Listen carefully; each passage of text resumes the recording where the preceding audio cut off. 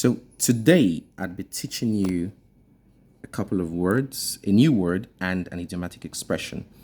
So the word is assuage. It's a verb and it means to make an unpleasant feeling less severe. Okay? Right? So it's more of an attempt to carry out what we call damage control. So you're not really there to take away the problem. Well, you would love to do that, but you're trying to, lessen the impact of the problem or reduce the severity of the problem. So let's look at the first example to understand how this word is used and what it means.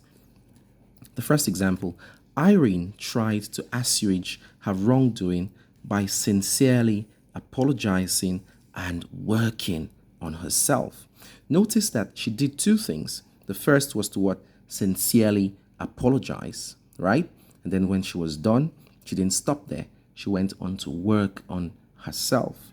So she's done something wrong, and when people do something wrong to you, you want them to first acknowledge their mistakes or their errors and take responsibility for their actions, but you also want them to change. Irene did these too, and that helped to improve the situation. And if I was the person she offended, I'd probably say, okay, this girl has improved. I'd definitely would forgive her, right? And then maybe lessen the punishment I would have intended to administer. Example 2.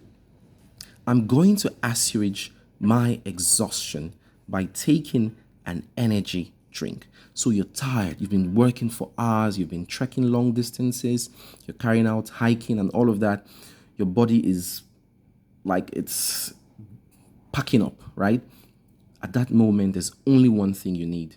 It's energy. And so what do? You take an energy drink to supply yourself with what? Glucose or sugar, as the case may be, right? And that doesn't completely make you feel totally refreshed. Doesn't make you feel totally refreshed or completely refreshed.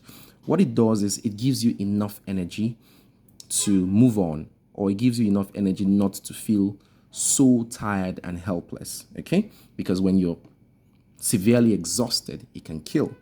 All right. So that's what the word assuage means. All right. Now, the next one is the idiom of the day. And this idiom is the primrose path, right? It refers to a life of ease, no stress, something that is filled with a life that is filled with pleasure. But eventually, in the end, it causes you harm, right? So let's take an example to clearly illustrate how this idiom is used.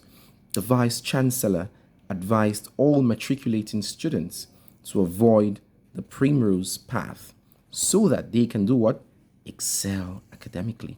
You're in school, you want to study, right? You're not there to catch fun.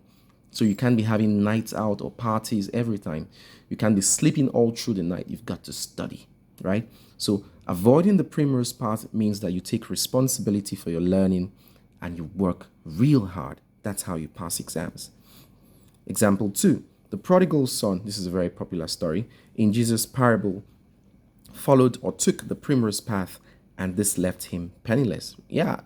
From the Bible, we learn that he, spent his time with prostitutes, squandered his money, and he was left with absolutely nothing. He followed a life of ease, and it led to a life of hardship. So these are the idiom. This is the idiom and word for the day. In the comment section, I would like to see your examples. I can't wait to hear from you.